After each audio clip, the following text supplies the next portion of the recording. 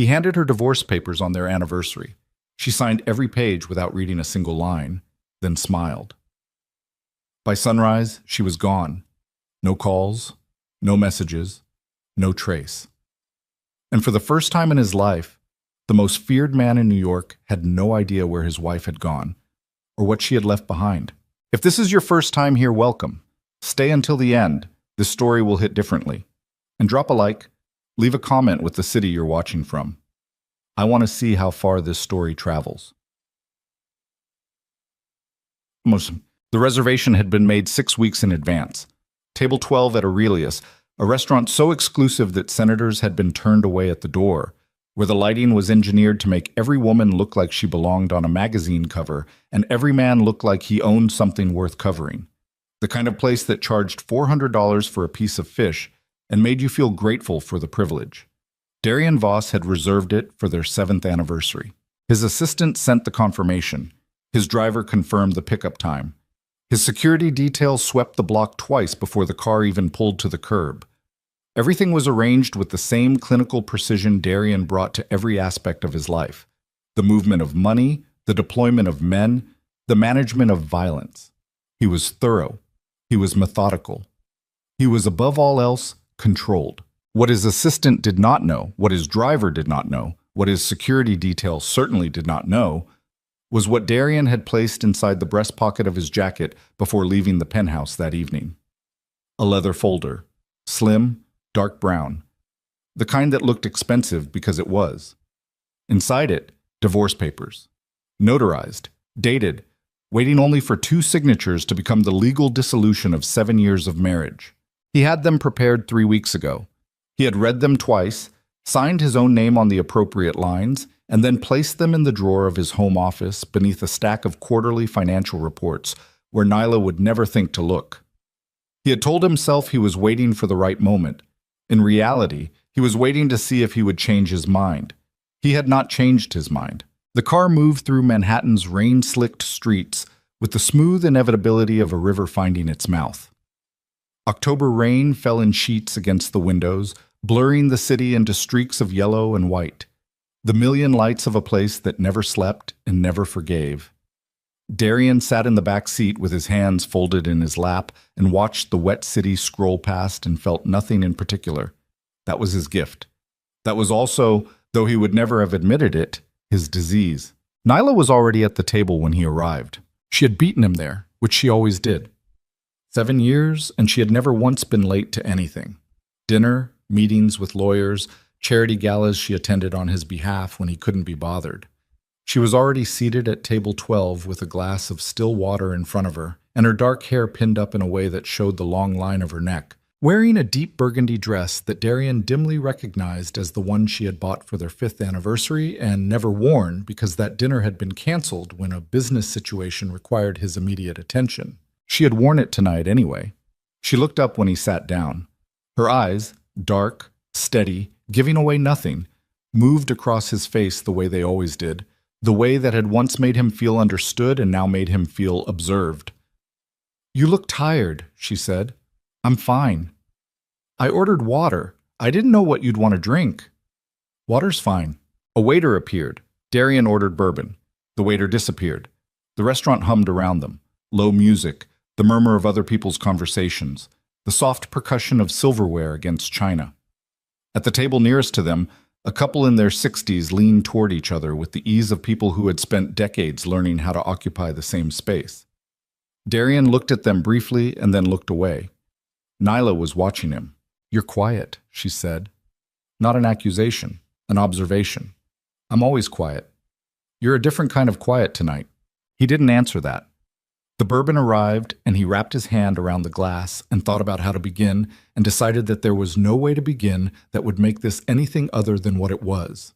He reached into his jacket and removed the leather folder and set it on the table between their water glasses and the small vase of white flowers the restaurant had placed there for ambiance. Nyla looked at the folder. She did not reach for it immediately. She looked at it the way she looked at most things, without hurry, with a quality of attention that had always made Darian feel, even at the best of times, as though she was reading something in the air around an object rather than the object itself. "What is this?" she asked, though her voice suggested she already knew. Open it. She opened it. The papers were inside, clean and crisp, with his signature already in place on every required line. She looked at the first page for a moment. Then she turned to the second, then the third. She did not read them, not the way a person reads something unfamiliar. She moved through the pages the way someone moves through a room they have already memorized, confirming rather than discovering. When she reached the last page, she set it down carefully. Celeste Vale, she said. He hadn't mentioned Celeste's name anywhere in the papers. He didn't ask how she knew. Yes, he said. Nyla nodded once. A small nod, barely a movement at all. She picked up her glass of water and took a small sip and set it back down with the same precision with which she did everything. The rain pressed against the restaurant's tall windows. Across the room, the older couple were laughing at something. "You've been seeing her for how long?" Nyla asked.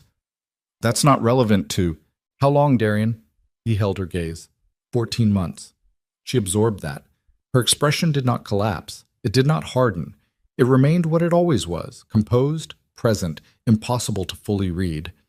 He had spent 7 years trying to read that face, and had never entirely succeeded, and that failure had frustrated him and fascinated him in equal measure until the fascination ran out and only the frustration remained.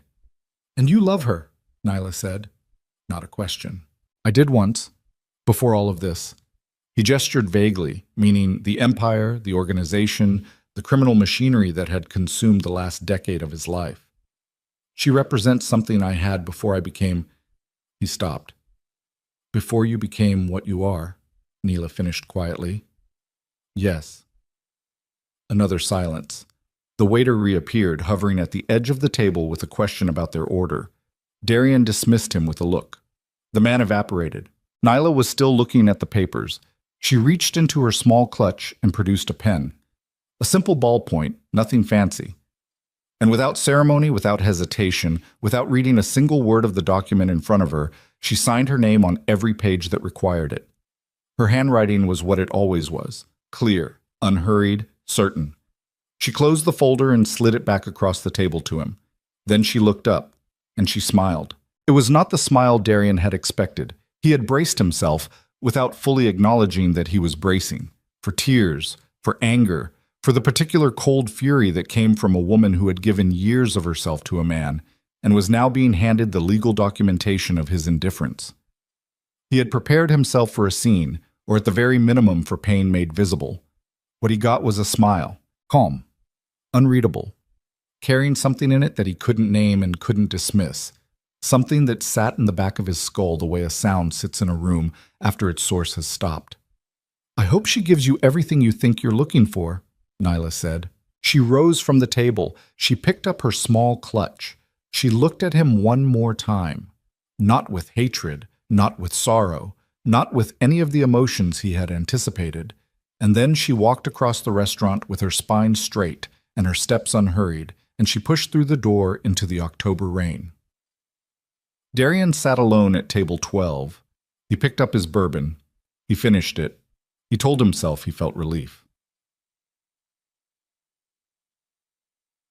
The penthouse was silent when he returned. Not the silence of someone sleeping, or of someone in another room, or of someone deliberately making themselves absent as a form of protest. A different silence, the kind that has texture to it, the kind that tells you, before you have turned on a single light, that a space has been vacated. He walked through the front rooms without urgency. His security detail waited downstairs. His driver had been dismissed for the evening. It was just Darian and the penthouse, and the rain still hammering at the floor-to-ceiling windows that looked out over Midtown and the dark rectangle of the park beyond. He checked the bedroom. Her side of the closet was empty. Not ransacked, not hastily cleared, but empty in the deliberate way of someone who had packed methodically, over time, taking only what was theirs. There were no empty hangers left behind, no indentations in the carpet from luggage wheels, no half-open drawers with forgotten items, nothing that would suggest she had left in a hurry. She had left in complete order. He stood in the doorway of the closet for a long moment and looked at the empty shelves and the bare rod and the single remaining item, a dry cleaning bag, sealed, containing a coat he recognized as one of his own that she must have picked up without mentioning. She had even remembered his dry cleaning. He checked her bathroom. Her vanity was clear. Her medications were gone. The small framed photograph that had sat on the left side of the mirror. The two of them at a friend's wedding, before the weight of the organization had settled fully onto his shoulders, before he had become the kind of man who required a security sweep before dinner, was gone. She had taken it. He wasn't sure why that particular detail lodged itself in his chest. He walked to his office and checked his phone. No missed calls. No messages. He called her number from muscle memory and listened to it ring 6 times before going to voicemail. Her voice, level and unhurried, inviting him to leave a message. He hung up without speaking. He called again. Same result. He set the phone down on his desk and looked out at the rain. By midnight, he had sent 3 messages. None of them were answered. By 2 in the morning, he had his security team making discreet inquiries. By 4, the inquiries were no longer discreet. By sunrise, every asset Darian Voss commanded had been tasked, in one capacity or another, with the same objective: find Nyla Hartwell. The answer that came back, at first from his security chief, and then hours later from the 2 private investigators he had on retainer for exactly this kind of situation, was the same answer in different words. Nothing. She had gone, and she had gone clean, and she had left nothing behind her that a person could follow. 3 weeks after the anniversary dinner, Celeste Vale moved into the penthouse. She came with furniture, her own, not Nyla's, and with boxes of her things and with a decorator she had apparently already hired, who arrived the following Tuesday to assess the space with the brisk professionalism of someone who had been given this assignment well in advance. The decorator had opinions about lighting and about the view and about what she called the emotional coldness of certain neutral palettes. Darian told her she could do what she liked with the living spaces. He closed the door to his office and made 3 phone calls. Celeste was 34 years old. She had grown up in Connecticut, studied art history, briefly pursued a career in gallery curation, before discovering that proximity to power was more interesting than proximity to art. She was sharp-minded and physically striking, and she moved through social situations with the ease of someone who had spent a lifetime practicing. When Darian had known her 12 years ago, before his father's death, before the inheritance of the organization, before all of it, she had been something closer to what she really was. Ambitious, yes, but also young enough that the ambition hadn't yet calcified into something harder. Now she was 34 and she wanted things, and she was good at wanting them in ways that looked like something else. He knew this about her. He had always known this about her. He told himself it didn't matter. In the first weeks, the tabloids did what tabloids do. His name had been in the papers before. Carefully worded articles that hovered around the edges of what he was without ever landing directly on it. Profiles that described him as a businessman with varied interests, a philanthropist with connections to various municipal initiatives.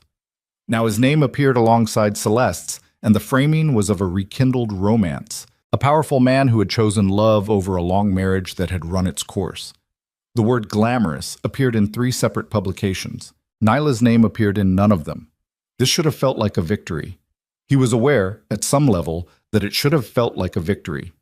He had exited a marriage that had stopped working. A marriage in which he felt increasingly unseen, in which Nyla's quiet competence had somehow made him feel diminished rather than supported. And he had reclaimed something from his life before the organization had consumed it. He was supposed to feel free. He felt, instead, like a man who had put down a weight he'd been carrying so long that its absence had changed the way he moved. The first crack appeared at a dinner party hosted by one of his associates' wives. The gathering was at a townhouse on the Upper East Side. 30 people, catered, the kind of event that required a certain kind of presence and a certain kind of conversation. Darian had attended dozens of these over the years with Nyla at his side, and it had never occurred to him to notice how much of the social architecture she quietly maintained. The way she remembered names, spouses, children's ages. The way she navigated the invisible tensions between certain couples and certain business rivals with the deftness of someone diffusing a mechanism she had mapped in advance. The way she knew when to speak for him and when to let him speak, and when to move them both toward the exit before a conversation became a problem. Celeste moved through the party like a woman who wanted to be seen moving through a party. She was charming. She said the right things to the right people. But twice Darian watched her misjudge a room, once saying something flippant to the wife of a man Darian owed a significant professional debt, once pressing a business conversation with one of his captains past the point where such conversations were appropriate in mixed company. Each time, Darian managed the situation. Each time, Celeste looked at him afterward with an expression that suggested she did not understand what had required managing. On the ride home, she was bright and animated, talking about the party in a way that suggested she had experienced a completely different event. "That was wonderful," she said. "I think I made a real impression on the Kowalski couple." Darian looked out the window at the passing city. "The Kowalski couple," he said. "Yes, Marcus and I'm forgetting her name. She was a little cold at first, but I think she came around." Marcus Kowalski's wife's name was Vera, and she had been cold because Celeste had made a passing comment about the remodel of their townhouse that landed close enough to an insult to register without being actionable. Nyla would never have made that comment. More than that, Nyla would have found out about the remodel in advance, said something specific and genuine about it, and turned Vera Kowalski into an ally before the appetizers arrived. "She warmed up eventually," Darian said. "I thought so." Celeste smiled and took his hand and leaned against him in the back of the car, and Darian looked at the ceiling and thought about a smile he could not stop thinking about. The second crack came from a phone call. One of his senior financial people, a meticulous man named Gerald Oakes, who had been with the organization for 11 years and who communicated primarily in understatement, called Darian into a meeting on a Tuesday morning and placed a folder on the table between them that contained documentation Darian had never seen before. "I want you to look at this," Gerald said. "What is it?" "The 2019 accounts, the ones from the second quarter, around the shipping situation." Darian knew what the shipping situation was. The loss of 3 containers of significant value due to a combination of Port Authority scrutiny and a rival organization's interference had been one of the worst financial moments of his organization's recent history. The shortfall had been severe enough to create genuine structural problems, debts to certain associates, gaps in liquidity that had required urgent management. He had managed it, or so he had believed. "Walk me through it," he said. Gerald walked him through it. The numbers told a story Darian had not been told at the time. The organization's recovery from the 2019 shortfall had been faster than it should have been, given the losses involved. The accounts showed bridging capital from sources Darian did not recognize, structured carefully, moved through legitimate channels, inserted with surgical precision into exactly the gaps that needed filling. "Where did this money come from?" Darian asked. Gerald was quiet for a moment. "It came from accounts registered to a holdings company," Gerald said. "A small one. I looked into it this morning. It traces back to a private investment portfolio." He paused. "The portfolio is registered to your wife." Darian looked at the folder. "To Nyla." "Yes, sir." He sat with that for a moment. The sum involved was substantial, not catastrophic to a person of Nyla's background. Her family had old money, the kind that had been quietly managed across generations, but substantial enough that its movement would have required deliberate planning. This was not impulse. This was not a gesture. This was a calculated intervention, executed invisibly, at a moment when the organization's vulnerability was real and the consequences of failure would have been severe. "She never mentioned this," Darian said. "No," Gerald agreed. "She did not." He took the folder home. He went through the accounts himself, which took most of the night. And by the time he was finished, the sun was coming up over the park, and Celeste was still asleep in the bedroom, and Darian was sitting at his office desk with the financial documentation spread in front of him, and a feeling in his chest that had no clean name. She had saved him. She had saved the organization he had always treated as the center of his universe, the enterprise that had justified every sacrifice and every absence, and every evening he had canceled, and every conversation he had not had, and every time she had stood at the edge of his attention waiting for him to turn around. And she had saved it in secret and said nothing, and expected nothing. He thought about the smile. The captains came to him one by one over the following weeks. Not together. There was no coordinated disclosure. It seemed to happen naturally, as though word had spread through the organization that certain truths were now allowable. Each man who came to Darian's office came with something specific and came with the careful manner of someone not entirely sure how the information would land. A captain named Torres, who had been with the organization for 15 years, sat across from Darian one afternoon and told him about the winter of 2020, a period when territorial conflicts with the Resnick family had made certain streets effectively ungovernable. 3 of Torres's men had families in affected neighborhoods. Nyla had arranged for those families to be relocated temporarily, quietly, using a network of safe housing she apparently maintained through a series of community organizations she supported. Torres had assumed at the time that the arrangement had come through Darian. He had recently understood that it had not. "She told me not to mention it," Torres said. "She said you had enough on your plate." Darian said nothing. 2 weeks later, a veteran called Mace, a man so reserved that an entire conversation with him could pass in 4 sentences, came to Darian's office and placed a written summary on the desk without ceremony and waited while Darian read it. The summary described a territorial negotiation that had taken place in the spring of 2021, when a boundary dispute between the organization and a smaller crew from the Bronx had been moving steadily toward open conflict. The negotiation that had resolved it, a resolution that had prevented what Mace estimated would have been a 3-week war and its attendant complications, had been conducted not by Darian's lieutenants, but by Nyla over the course of 6 meetings that had taken place in restaurants and office lobbies, and once in a public library.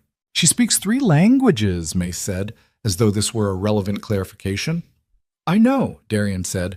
"One of the crew leaders from the Bronx. His first language is Portuguese. She spoke to him directly." Mace paused.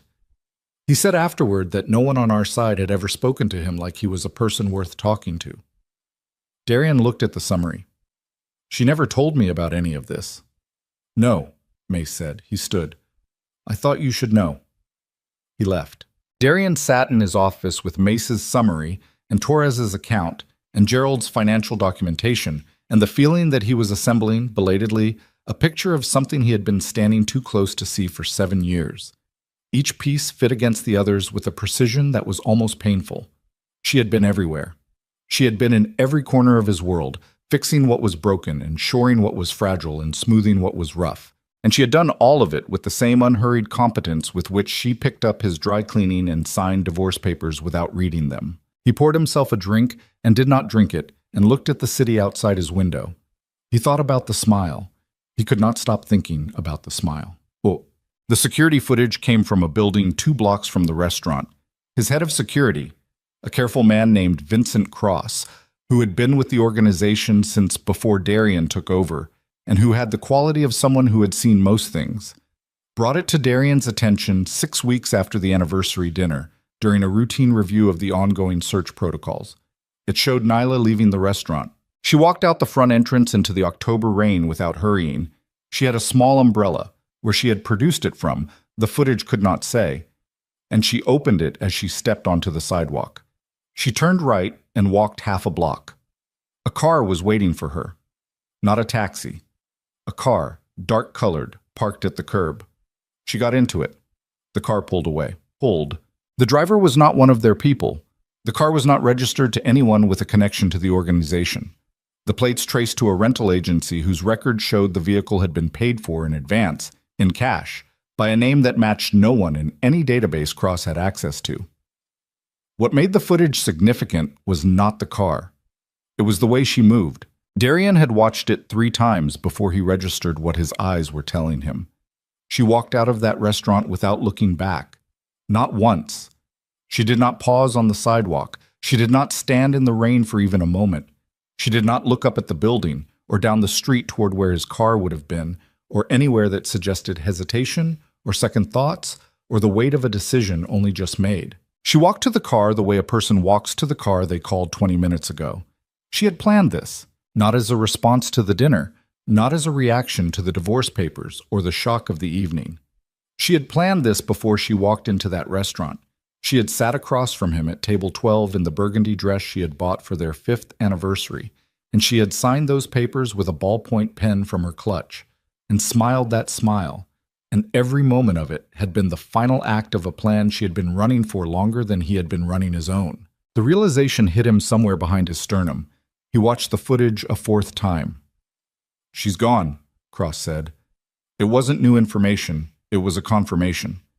"She's gone," Darian agreed. He looked at the screen. The timestamp in the corner read 9:47 p.m. 23 minutes after she had signed the last page and slid the folder back across the table and said, "I hope she gives you everything you think you're looking for." 23 minutes. He sat with that number the way you sit with something that won't resolve. "Where did the car go?" he asked. "We tracked it to a parking garage in Midtown. Lost the trail there. Cameras inside the structure were down, said system malfunction, we think, though we can't confirm it was engineered." Cross paused. Nothing after that. Darian looked at the frozen image on the screen, Nyla at the passenger door, one hand on the handle, her face turned slightly away from the camera in the manner of someone who knew exactly where the cameras were. "She knew we'd pull this footage," he said. "That would be my read," Cross agreed. Darian stood. He walked to the window of his office. The city spread below him in the November dark, indifferent and glittering. Somewhere out there, somewhere that was not Manhattan, not the world she had inhabited for 7 years, Nyla Hartwell was living inside a plan she had made without him. The most controlled man in New York stood at his window and felt, for the first time in a long time, something that was not control. He felt afraid, not of what she might do, not of exposure or vulnerability or the operational implications of a woman who knew as much as she did moving through the world outside his protection. He was afraid because he had watched her walk toward that waiting car, and he had finally understood what that smile meant, and what it had cost her to wear it, and what it said about the 7 years that had preceded it, and the understanding had arrived the way most important things arrived in his life. Late, and at significant cost. Celeste was downstairs. She had called twice while he was in this meeting. She was planning something for the weekend, a dinner, or a function, or one of the events she attached herself to that required his presence as a kind of accessory. He would go.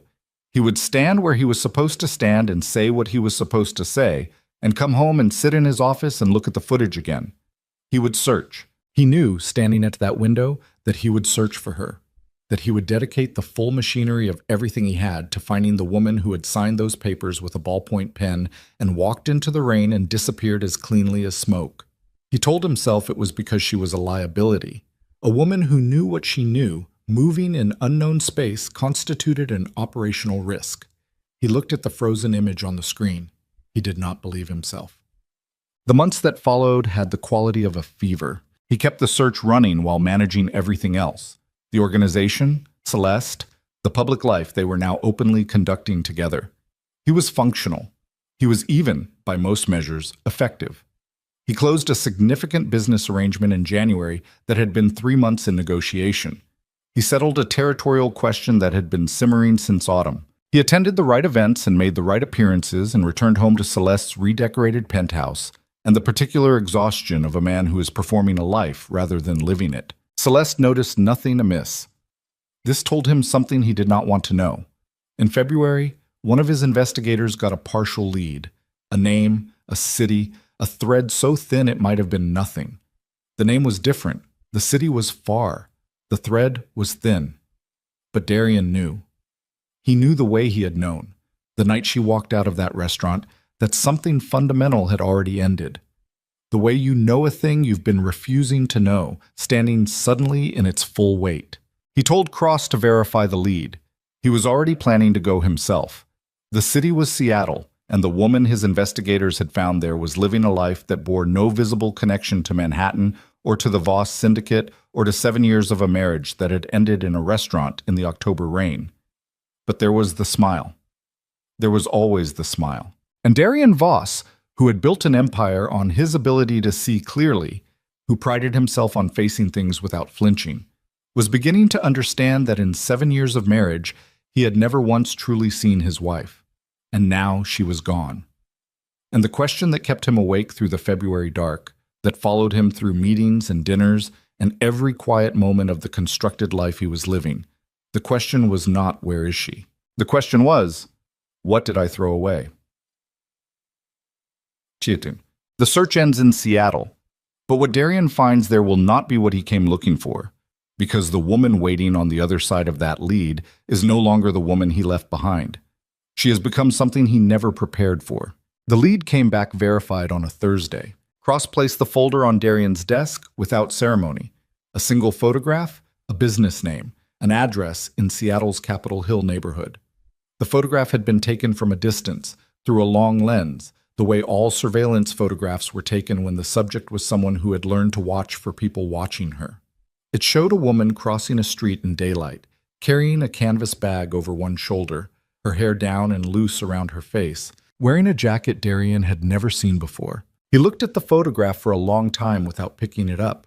The business name on the file was Meridian Forward, a community investment company registered in Washington state 14 months ago. The stated purpose was financial support and mentorship for women rebuilding after crisis, job loss, domestic situations, economic collapse. The company had 3 employees in a small office on the second floor of a building that also housed a legal aid clinic and a nonprofit focused on housing assistance. 14 months ago, Darian did the arithmetic without wanting to. 14 months ago was August, 7 months before the anniversary dinner. 7 months before the leather folder and the ballpoint pen and the smile he could not stop seeing when he closed his eyes at 2 in the morning. She had started building her exit before he had finished planning his. "She's using a different name," Cross said from the doorway. "Elena Ward. Clean documents. Not perfect, but solid. Whoever helped her build the identity knew what they were doing." "Who helped her?" "We don't know yet." "Find out." "Yes, sir." Cross left. Darian sat with the photograph. Outside his office, the penthouse had the sounds of Celeste moving through her morning, the particular rhythm of her which he had memorized without meaning to, the way you memorize things that exist in your immediate space, whether you want to or not. She was on the phone. Her voice carried through the closed door in fragments. Something about a lunch, something about an event in March, something that made her laugh the specific laugh she used when she was performing for an audience of 1. He looked at the photograph. He booked a flight to Seattle that afternoon. He did not tell Celeste where he was going. He told his assistant he had business on the West Coast and would be back by the weekend. He took Cross and 1 other man and no one else, and he sat in the back of a town car to the airport with his hands in his lap and his jaw set, and the photograph in the inside pocket of his jacket where the leather folder had been 5 months ago. The flight was 4 hours and 40 minutes. He did not sleep. Seattle was gray and cold and wet, in a way that was completely different from New York's cold. Less aggressive, more patient, the rain coming down not in Manhattan's hard vertical sheets, but in a fine, diffuse mist that settled on everything and made the city look like a photograph that hadn't fully developed. The waterfront smelled like salt and diesel. The streets in Capitol Hill were lined with coffee shops and used bookstores, and the particular species of small business that survives because the people running it would rather be doing this than anything else. Darian stood across the street from the building that housed Meridian Ford and watched the second-floor windows for 40 minutes before Cross touched his arm. "She comes in around 9, Cross said, "leaves between 5 and 6, walks when the weather holds, takes the bus when it doesn't. She doesn't have a car? Registered to the company, doesn't use it often." Darian looked at the second-floor windows. A light was on up there. He could see movement behind the glass. Shapes, nothing distinct. "The man in the photograph," Darian said. Cross knew which photograph he meant. There had been a second one in the folder, taken the same day as the first. Nyla on a rooftop space above the building, and beside her a man Darian didn't recognize. Tall, dark-haired. The posture of someone who had spent time in situations requiring physical self-possession. "Elias Mercer," Cross said. "Former military. Search and rescue, mostly. He runs a training program out of a facility near Tacoma now. He's been in Seattle about 8 months. They met through a community organization she's connected to." "What kind of connection?" "Friendly. He volunteers with one of her partner organizations. They have coffee sometimes. Lunch occasionally." Cross paused. "Nothing confirmed beyond that." Darian looked at the building. "He looks at her like something's confirmed," Darian said. Cross said nothing, which was its own kind of answer. They watched the building until 9:15, when the street door opened and Nyla came out. Elena Ward, the woman in the file, the woman in the photograph, wearing a gray coat and carrying a coffee cup and moving with the unhurried purpose that was so specifically hers that something in Darian's chest shifted without permission. She turned left and walked toward the building entrance, and then she stopped. She stopped because she had seen him. The distance between them was maybe 30 feet. Enough space that she could have pretended not to see, could have continued moving, could have chosen not to acknowledge what was standing across the street in the Seattle mist. She stood for a moment, just a moment, the coffee cup held steady in one hand, her face giving away nothing visible from this distance. And then she crossed the street toward him. She stopped 4 feet away. "How long have you been in the city?" she asked. Her voice was the same, exactly the same. "Since last night," he said. She nodded once, looked across, then back at Darian. "You found me. It took a while. It was supposed to." A car moved through the intersection behind her. The mist pressed down on everything. She looked at him with the same quality of attention she had always brought to looking at him. Total, unrushed, reading something he couldn't see.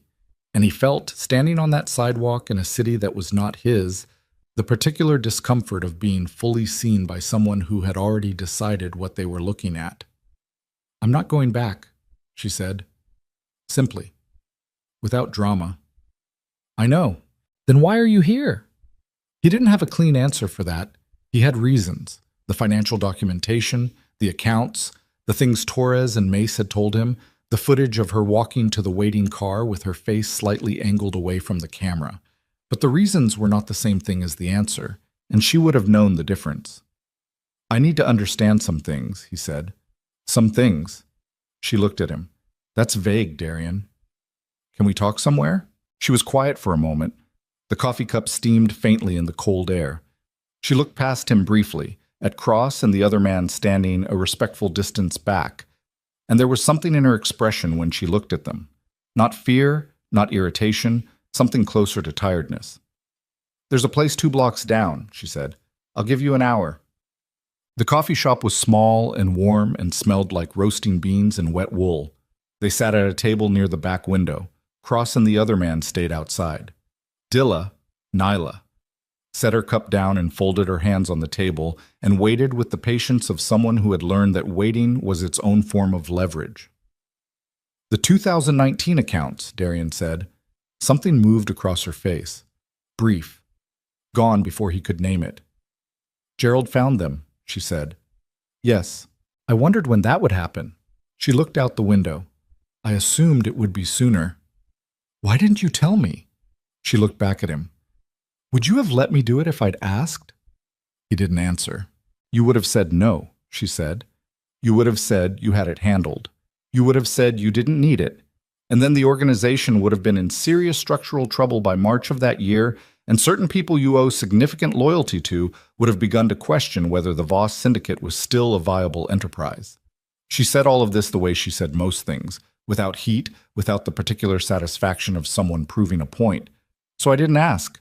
That was my decision to make. And you would have made the wrong one."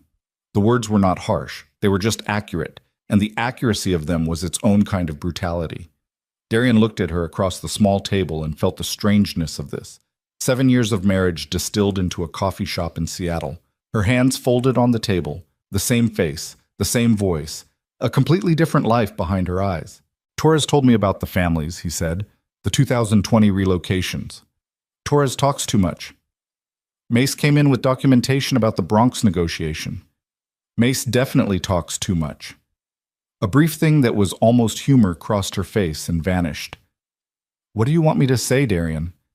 That I helped where I could?" "Yes, I did. That was never the problem." "Then what was the problem?" She looked at him. "You really don't know," she said. Not a question, not contempt. Something closer to a sorrow that had already been processed and set down somewhere she didn't have to carry anymore. "Tell me. You stopped seeing me," she said. "Not all at once. It happened the way most things happen. Gradually, then completely. I became part of the furniture. Useful furniture, maybe. Furniture you maintained because it functioned. But you stopped." She paused, not searching for words, deciding which ones to use. "You stopped asking. About anything. What I thought, what I needed, what I was doing while you were running the organization I was quietly helping keep afloat." She picked up her coffee, set it back down without drinking. "I don't think you were cruel.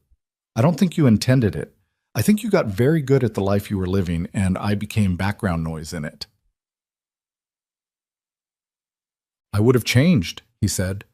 The look she gave him was not unkind. No, she said. You wouldn't have. Not then. You're saying it now because now you know what was happening. But Darian, knowing what I did doesn't change the fact that you were planning to leave me for 14 months while I was protecting your organization without being asked. Those two things existed at the same time. That's who we were. He sat with that. Outside the window, the mist was thickening toward actual rain. A woman walked past with two children, one on each hand. The coffee shop murmured around them. Other people's conversations, a barista calling a name, the hiss of a machine. I ended things with Celeste, he said. Nyla looked at him. That's not why I'm telling you, he said, because her expression suggested she thought it might be. I didn't come here to... Then why did you come here? The question sat between them. He looked at her hands on the table. He had known those hands for 7 years. He knew the small scar on the left index finger from a cooking incident in the second year of their marriage. He knew the way she held a pen. He knew exactly the quality of her grip on the leather folder in the moment before she signed the divorce papers without reading them. I came because I needed to know if I lost something I didn't understand, he said, or something I understood and threw away anyway. She was very still. Which is it? He asked. Both, she said quietly, at different times. The rain started. It touched the window softly, the Seattle kind, no drama in it. Nyla looked out at it for a moment, and when she looked back, her expression had settled into something that was not cold, but was definitely closed. A door that had been opened a few inches and was now gently, firmly returned to its frame. I have a 9:30 meeting, she said. Nyla, Elena. The correction was quiet. It hit him harder than a raised voice would have. Elena, he said, and the name felt wrong in his mouth in a way that was its own kind of information. I'm not finished. I know you're not. She stood, picking up her coffee. But I am. She looked at him one more time with those steady dark eyes that had always read him more clearly than he wanted to be read. You should go home, Darian. You have things to run. She walked out. He sat at the table and looked at her empty chair and listened to the rain on the window and did not go home. He stayed in Seattle. He knew it was the wrong decision. Cross said nothing, which meant Cross thought it was the wrong decision. He checked into a hotel near the waterfront and sent Cross back to the city with instructions to manage things and kept the other man, whose name was Garrett, 26 years old, reliable and quiet, as minimal security presence, because showing up to a coffee shop conversation with 2 guards was already more than the situation warranted, and he was trying not to make things worse. He watched the office building from different positions over the next 2 days. Not surveillance, exactly. Or, yes, surveillance, but the kind that had no operational objective, which made it something else. He watched her arrive in the mornings and leave in the evenings. He watched her stop to talk to a woman on the steps of the building next door, the conversation lasting 15 minutes, Nyla's whole body oriented toward the other woman in a way that suggested full attention. He watched her eat lunch alone on a bench near the waterfront on a day when the rain held off, reading something on her phone, occasionally looking out at the water with an expression he couldn't read from distance. She looked like someone who had learned to occupy her own life completely. On the second evening, Elias Mercer appeared. He came from the direction of the bus stop, tall, easy in his movement, wearing a jacket that had seen use. Nyla was coming out of the building at the same time, and they met on the steps with the naturalness of 2 people who had met on those steps before. He said something. She laughed, a real laugh, full and unguarded, the kind Darian couldn't remember being the cause of in the last few years of their marriage. Mercer held the door for a woman coming out behind her. He carried Nyla's bag when she shifted it on her shoulder, taking it without being asked in the manner of someone who had learned her habits. Darian stood across the street in the Seattle dusk and watched a man treat his wife with the casual, attentive consideration of someone who thought she was worth paying attention to. His hands were in his jacket pockets. He was aware of them, of the effort required not to do anything with them. Garrett appeared at his shoulder. Sir? Not now. Sir, we have a problem. Garrett's voice had changed register, lower, more careful, the register that meant the problem was not administrative. I got a call from Cross 20 minutes ago. There are people in the city asking about your location. Darian turned from the window. What people? Cross thinks it's Renner. The name landed like a stone dropped into deep water. Victor Renner led the organization that had been, for the last 18 months, the primary competitive pressure on the Voss Syndicate's interests in Lower Manhattan. There had been 3 incidents in the fall, 2 involving territory, 1 involving a shipment, that had been managed without escalating to open conflict. Barely managed. The situation was a container held under pressure, the lid maintained by the mutual understanding that open war was expensive for everyone. "He knows I'm here," Darian said. "Cross thinks he's known for 2 days." "How?" "Unknown. Could be a leak, could be someone tracked the flight." Darian looked back across the street. Nyla and Mercer had moved down the steps and were walking away from the building. Not toward the bus stop, toward the waterfront, his bag over his shoulder and hers over his, the 2 of them moving at the same pace with the ease of people who had learned each other's rhythm. He watched them until they turned a corner. "Renner wouldn't come here for a conversation," Darian said. "No," Garrett agreed. "He wouldn't." The rain started again. Darian stood in it for a moment without moving, doing the mathematics of the situation, the exposure, the distance from his people, the available options. And underneath the mathematics, running parallel to it, a different calculation.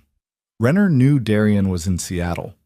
If Renner was the kind of man to use that knowledge operationally, and Darian knew exactly what kind of man Renner was, then the question of what Renner might know, or guess, about why Darian was in Seattle had its own implications. She was in this city, she was 2 blocks away, and she didn't know.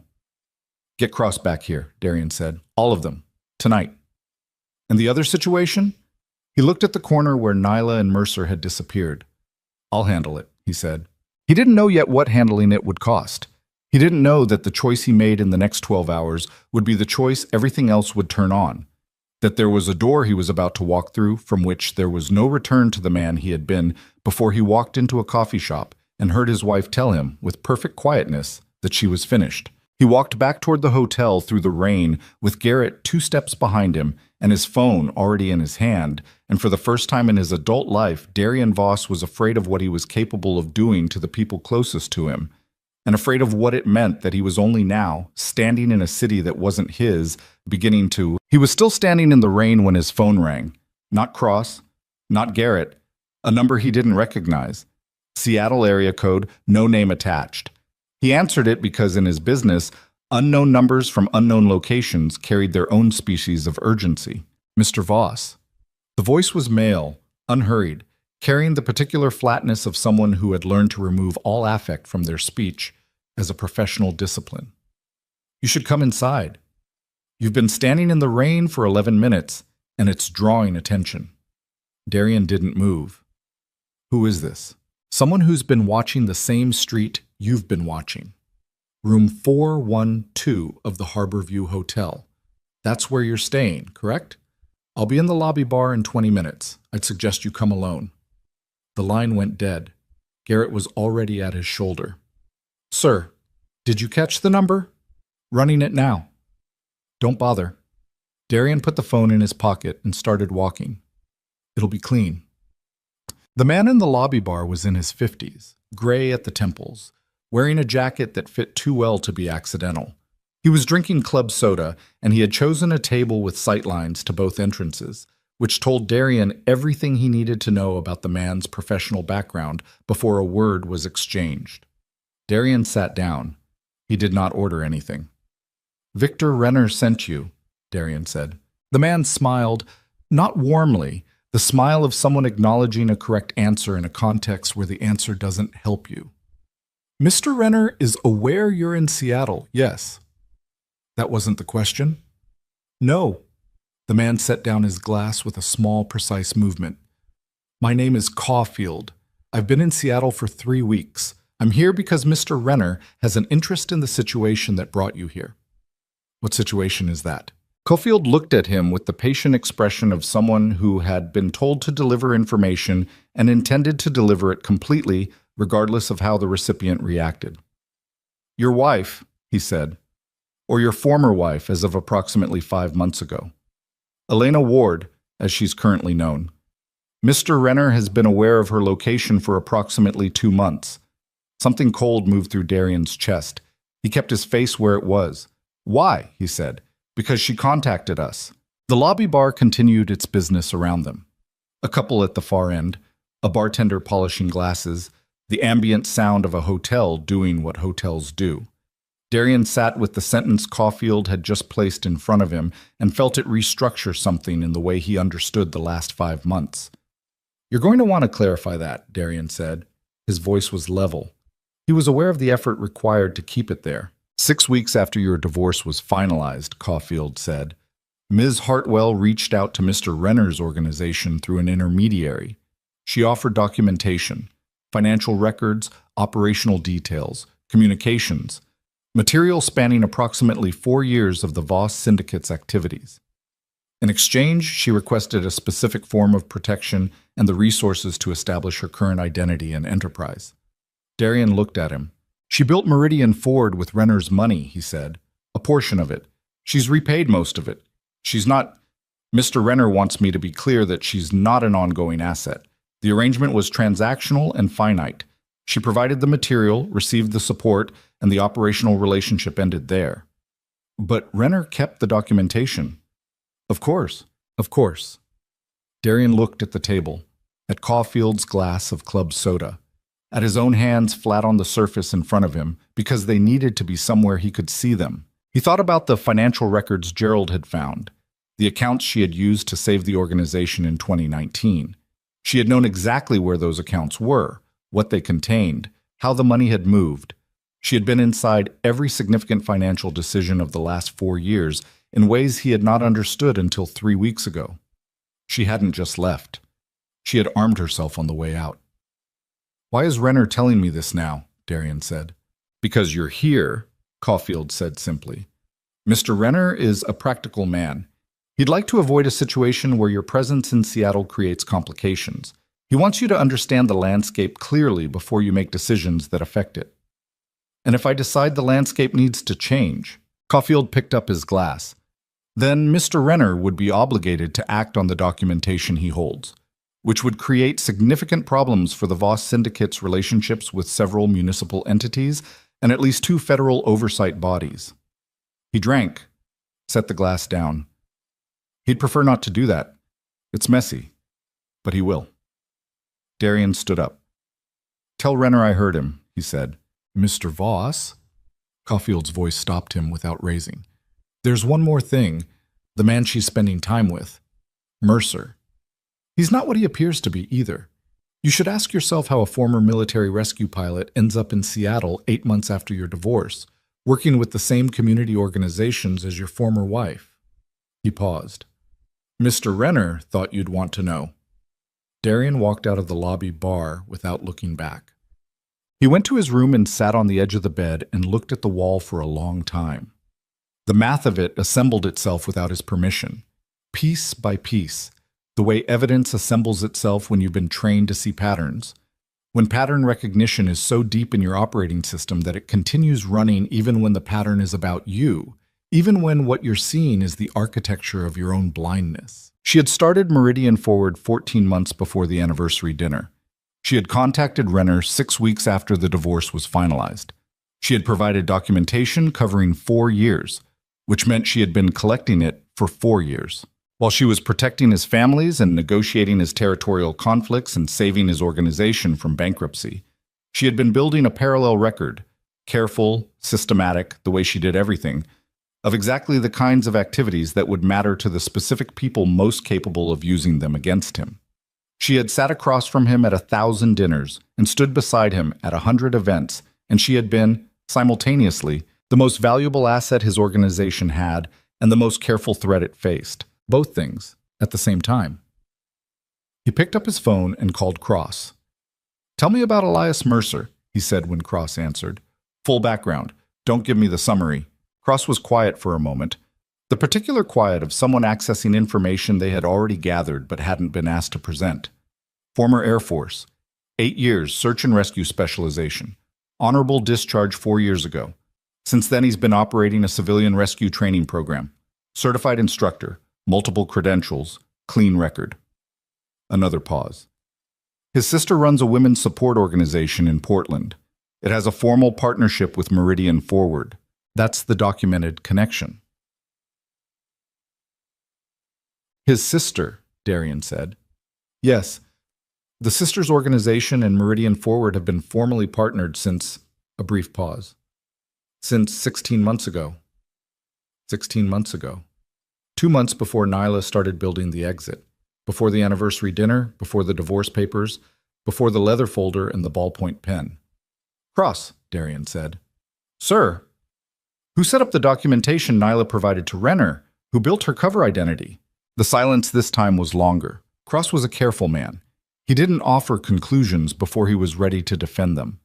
I can't confirm that without more investigation. Best current read. Someone with operational experience. The identity construction it's not amateur. The financial channels she used to move the Renner money into Meridian Forward are layered in ways that suggest professional guidance. Cross stopped.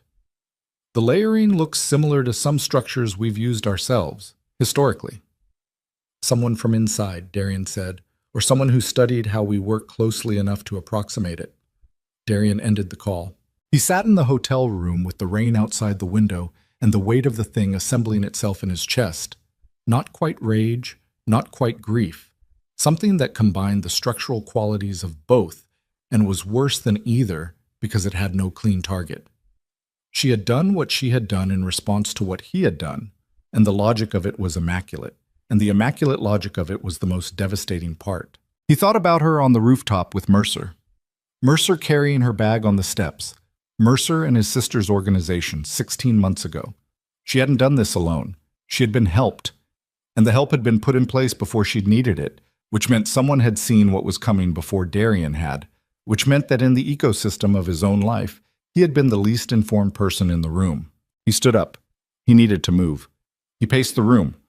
4 steps to the window, 4 steps back, the particular pacing of a man who has trained himself out of outward agitation and is now running up against its limits.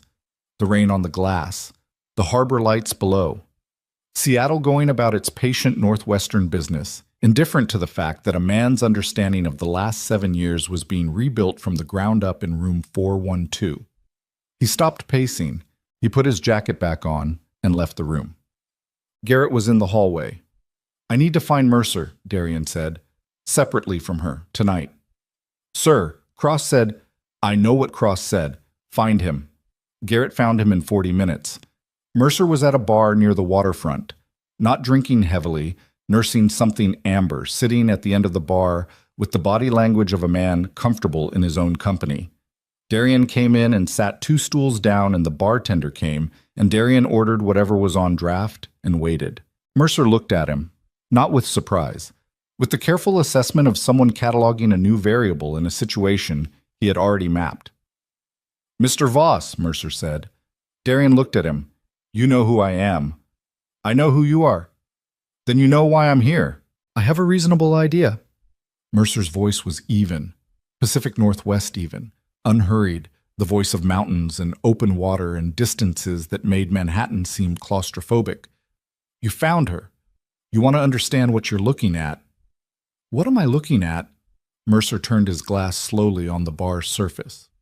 A woman who made a plan and executed it. That's what you're looking at. And where do you fit in that plan? I'm a friend. Your sister's organization partnered with Meridian Forward 16 months ago. Mercer's expression didn't change. A small acknowledgement in his eyes. Not surprise, the recognition of someone noting that a piece has moved to where he expected it to move. Yes, my sister runs a good organization. Elena's is better. They collaborate well.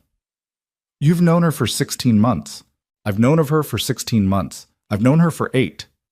He looked at Darian directly, and there was something in the look that was not aggressive, but was absolutely without deference. The look of a man who had been in situations that calibrated his sense of what was actually dangerous, and had made his assessment. I know what you're trying to figure out, whether I was part of the original setup, whether there's something there that threatens your interests. He picked up his glass. I'm not going to have that conversation with you. What I'll tell you is that the woman you're looking for is not the woman you were married to. Not because she changed. She was always this person. Because you never looked. Did. Darian's hand tightened on the bar. You don't know anything about my marriage, he said. Quiet. The quiet that people who knew him well had learned to read correctly.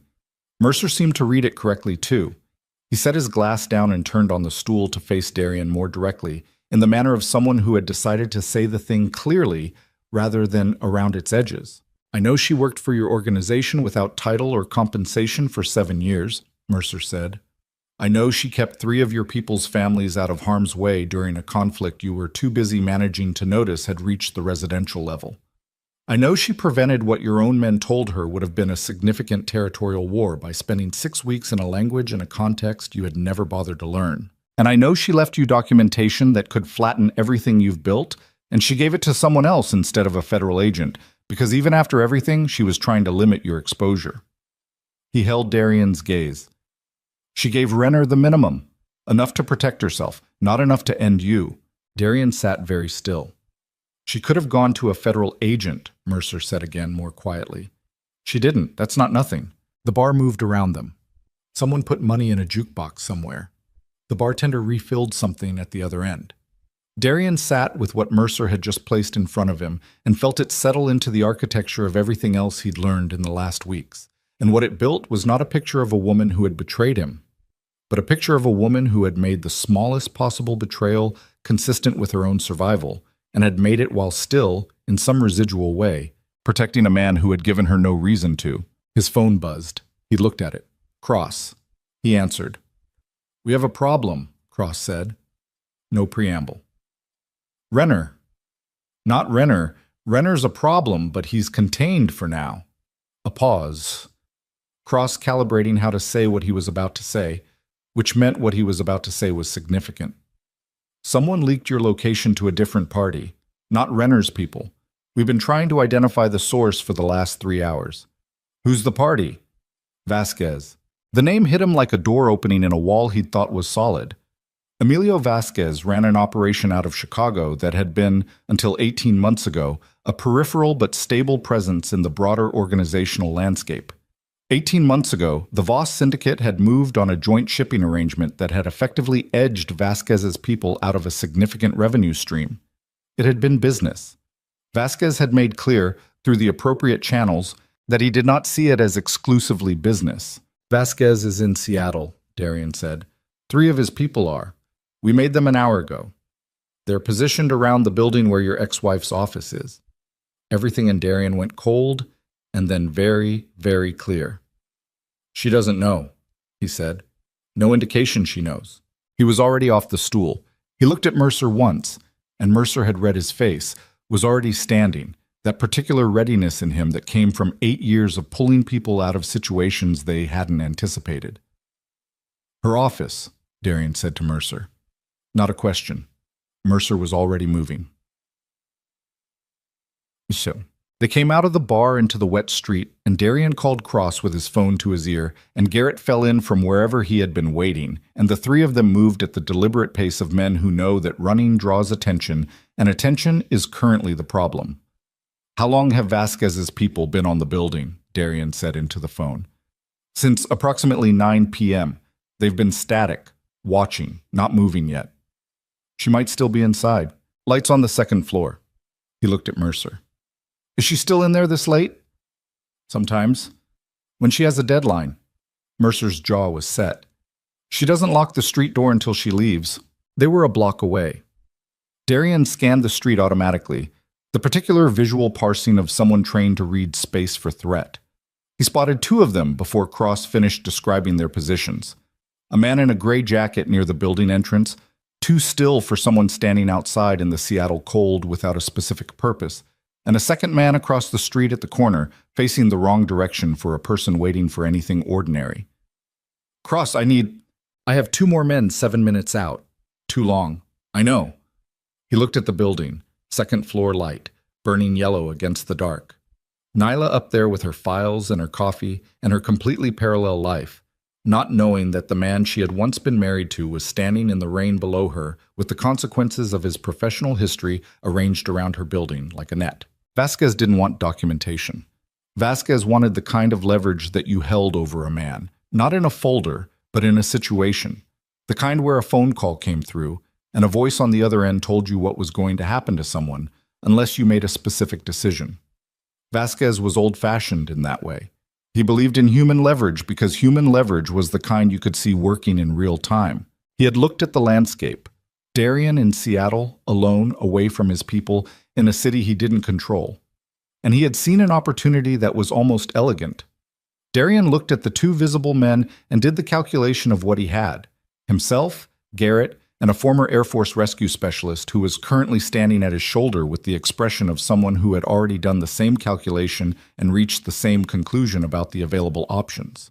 "There's a service entrance on the north side," Mercer said quietly. "I've used it." "Of course you have. She uses it when she works late. Feels safer than the front street after dark." Darian looked at the man in the gray jacket. "If we go in the service entrance, the one at the corner has a partial sight line." "Partial. Partial is better than full." He looked at Garrett. "You and I take the front. Make it look like nothing. Two men going into a building." He looked at Mercer. "You know the layout up there?" "Yes." "North entrance. Get to her before she decides to leave." Mercer didn't argue, didn't ask for clarification about why he should be taking direction from the ex-husband of the woman he was trying to protect. He simply moved around the side of the building, his footsteps quiet on the wet pavement, his jacket dark enough to absorb the light. Darian looked at Garrett. "Front door," he said. Slowly.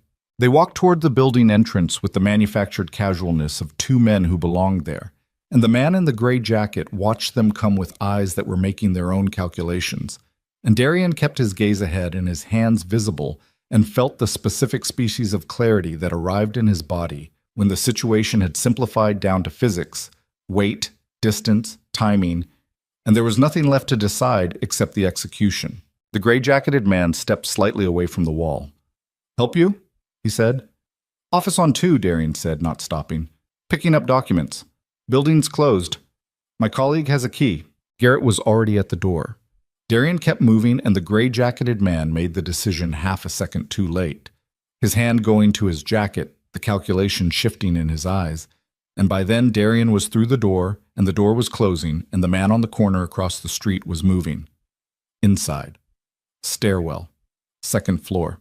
Darian took the stairs at a controlled run and emerged into a narrow hallway that smelled like old carpet and office supplies and the specific staleness of a building that had been repurposed from something else. One door at the end was lit from underneath. He was 10 feet from it when it opened.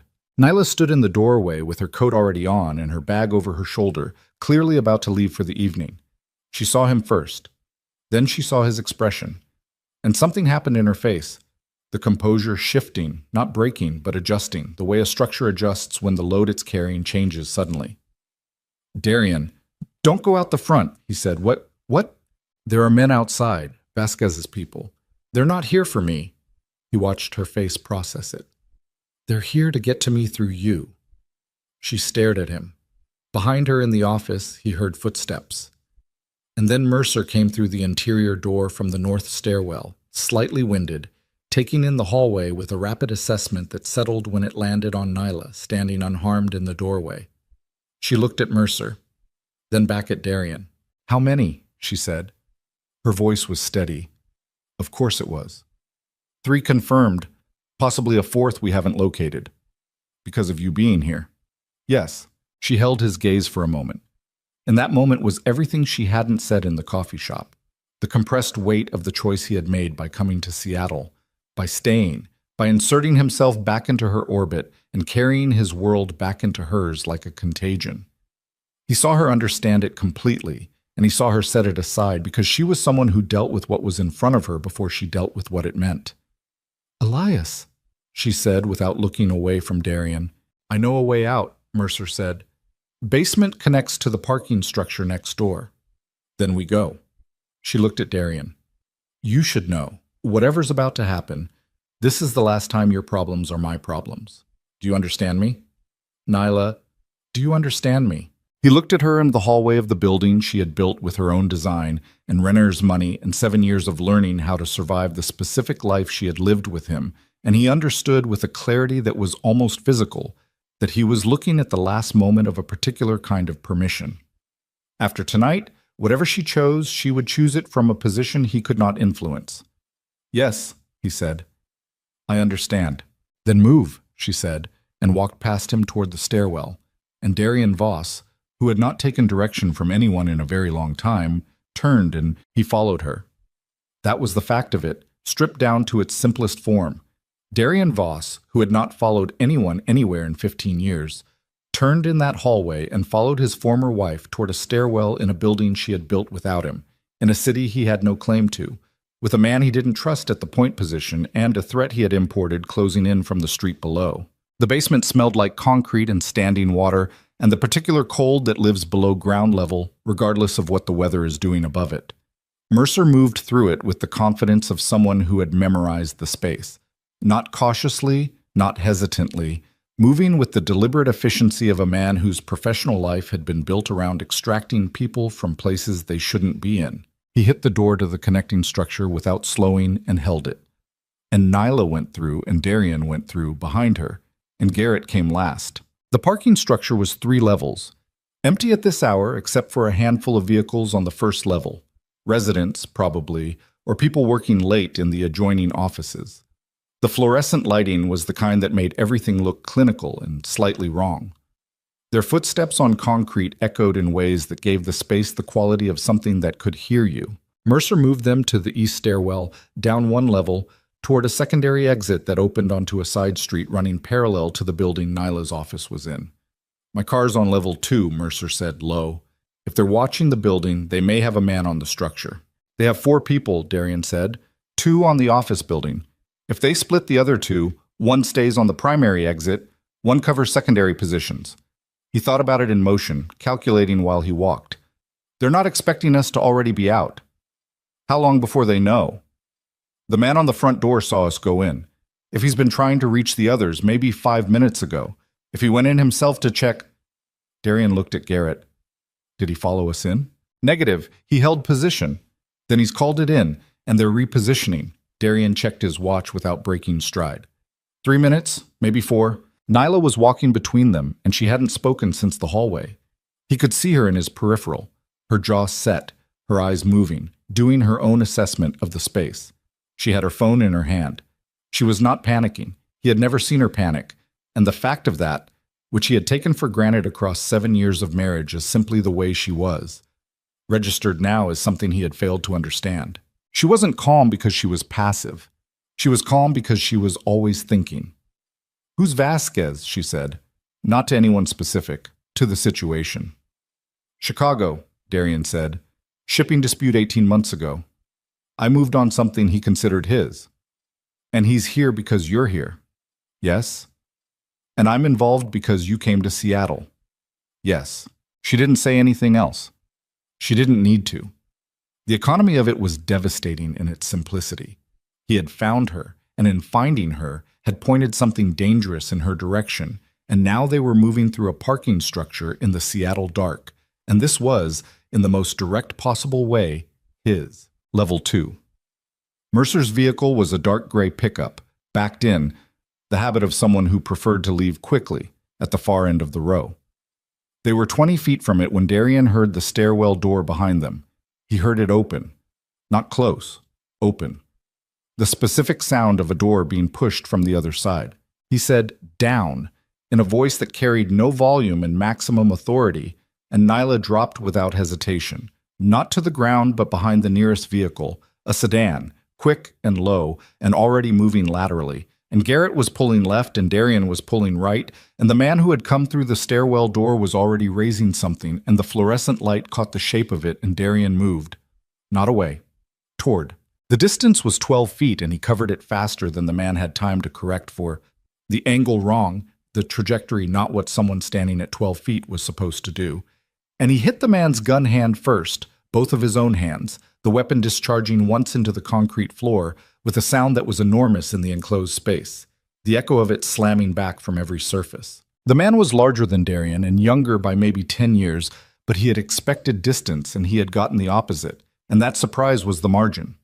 Darian drove him back into the stairwell door with his full weight, and the man hit it hard and the gun was on the floor, and there was a moment, a specific moment, a breath and a half, where the outcome was entirely physical. Darian was not a man who lost physical encounters. 30 seconds and the man was down. Garrett was there with a length of something from his jacket that served the necessary purpose. The gun was in Darian's hand, and he was breathing harder than he wanted to be, and there was blood on his right hand from where the concrete had gotten it during the initial contact. Nyla was standing behind the sedan, watching, not frozen. Watching. The same way she watched everything, with full attention, taking inventory. "Elias," she said, very quietly. Mercer was at the truck, already had it unlocked. "Now," he said. They went. Quick-tit. Mercer drove without being told where to drive. He knew this city, its rhythms, the routes that moved through it without announcing themselves. He took side streets south, then doubled back east, the kind of routing that wasn't about getting somewhere fast, but about ensuring nothing was following. Darian sat in the passenger seat with the borrowed gun in his lap, and his bleeding hand wrapped in something Garrett had produced from somewhere, and he watched the mirrors and the streets and did not speak for the first 3 minutes.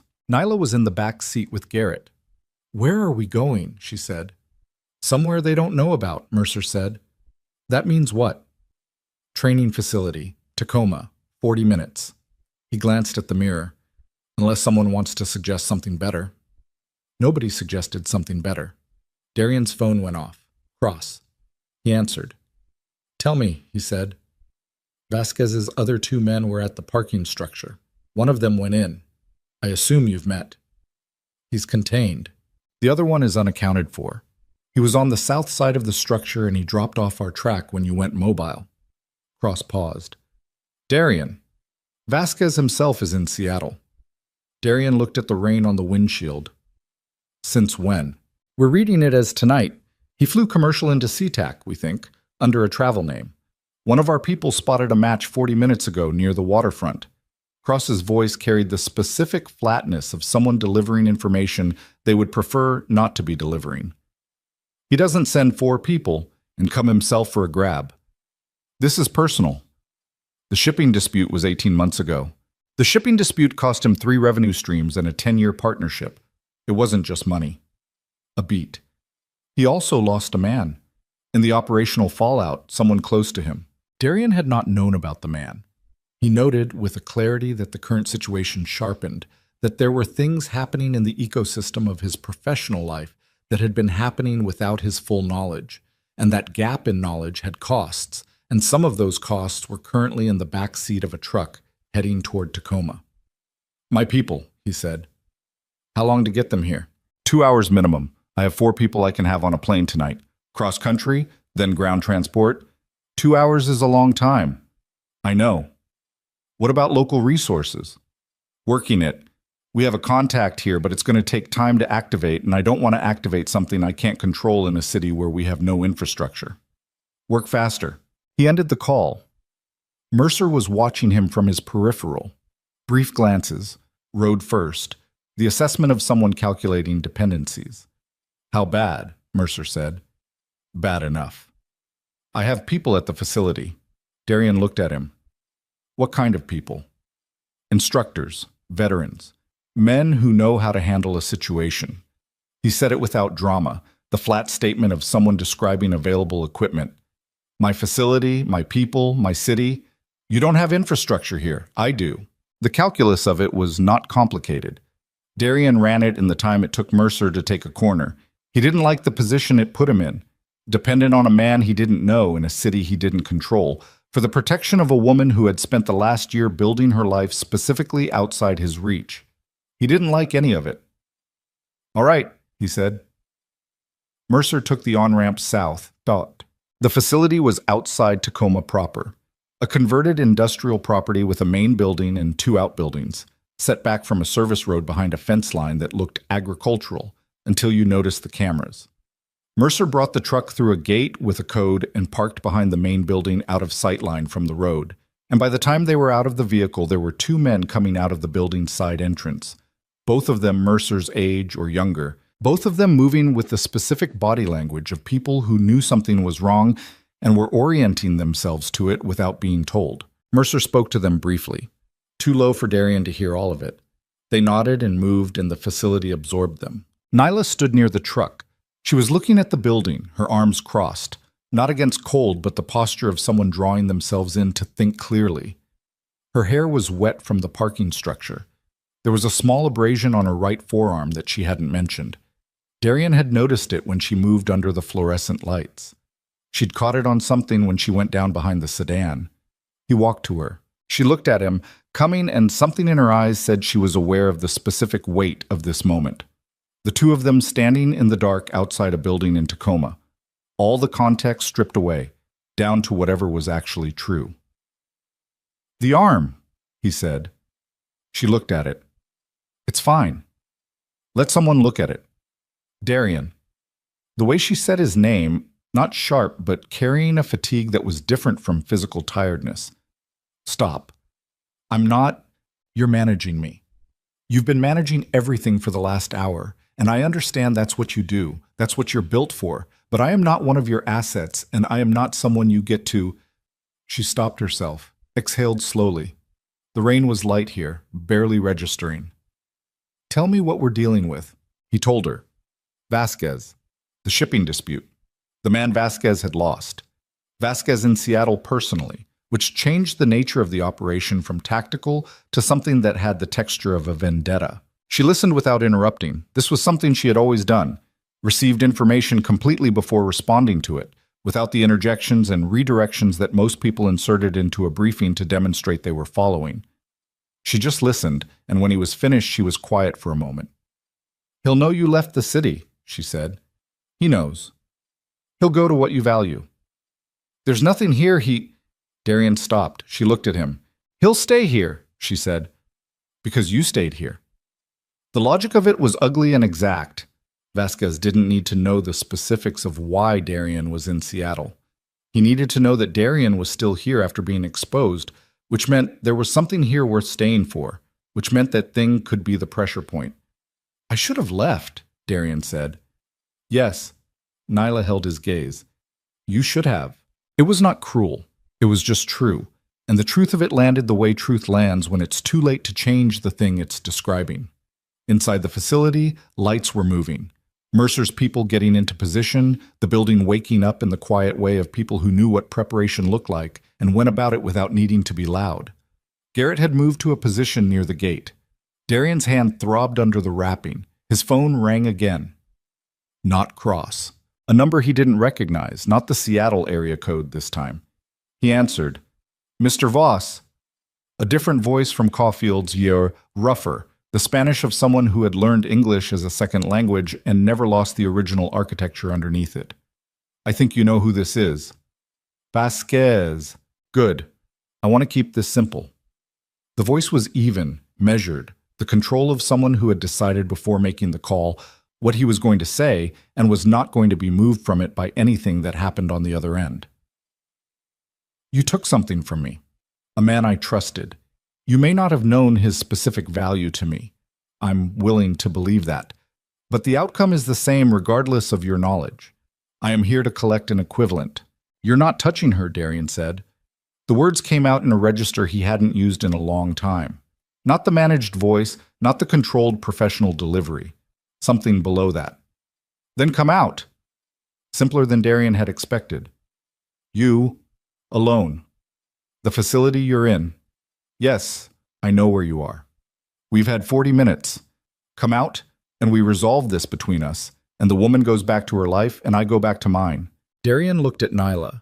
She was watching him with an expression that told him she could read the contours of the conversation from his half of it. "You'll let her go," Darian said. "She's not relevant to me. She never was. This is about you. And if I come out, then we have a conversation about what you owe me." Darian said, "Give me 10 minutes. 5, Vasquez said, and hung up. Nyla said, "You're not going out there. He has people outside. Then we deal with his people." Her voice had changed. The composure still there, but something underneath it now. Something with heat in it. "You're not walking out of this building because a man with a grudge told you to. That is not—" She stopped, looked at him with the dark eyes he had known for 7 years and never fully understood. "That is not what happens." "Nyla, Elena." "Not right now." His voice came out rougher than he intended.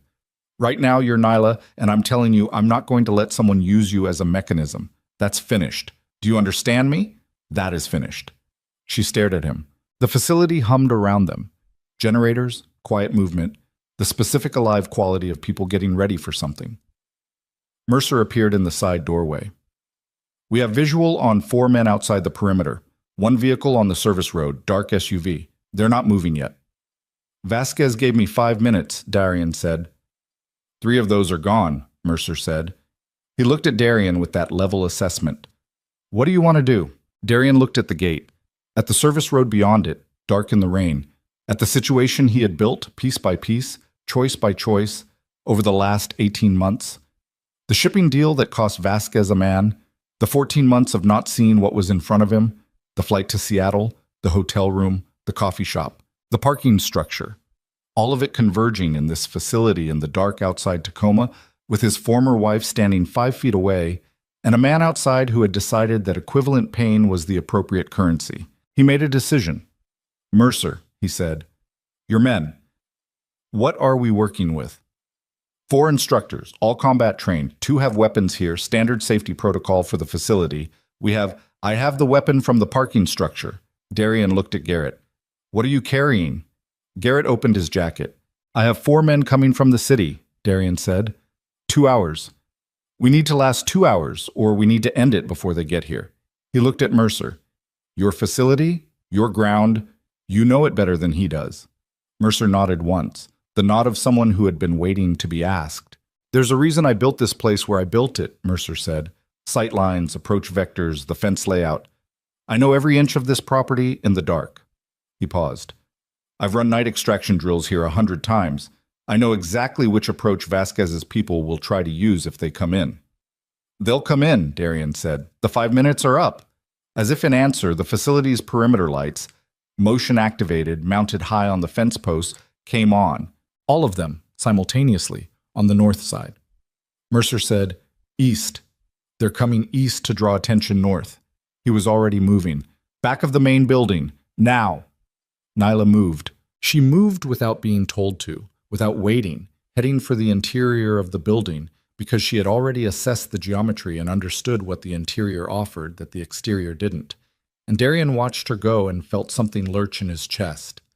The specific terror of a man who has understood, too late, and with terrible completeness, exactly what he has been willing to lose. He turned toward the east fence with the borrowed weapon in his hand, and crossed the dark yard with Mercer on one side and Garrett on the other, and 2 of Mercer's men coming from the outbuilding to the south.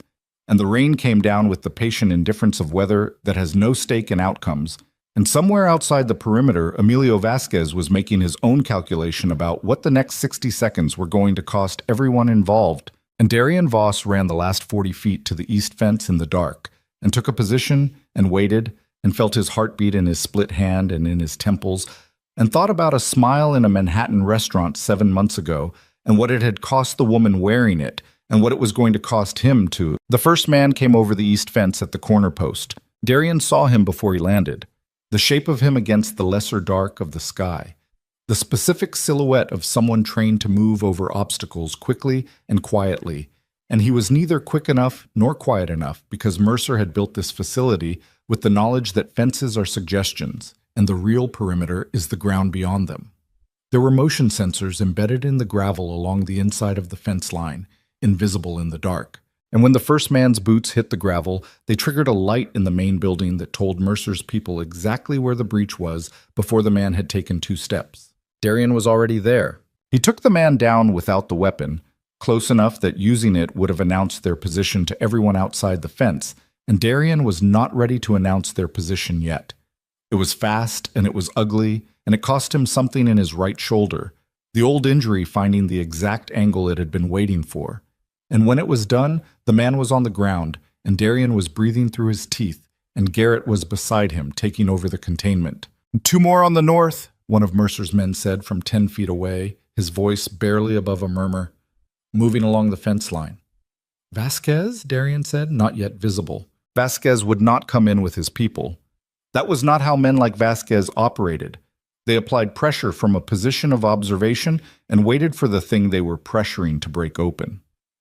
He was outside the perimeter, somewhere in the dark, with the SUV and whatever else he had brought, and he was watching the fence line activity and recalculating, the way any experienced man recalculated when the first approach didn't produce what he expected. What he had expected was a man coming out.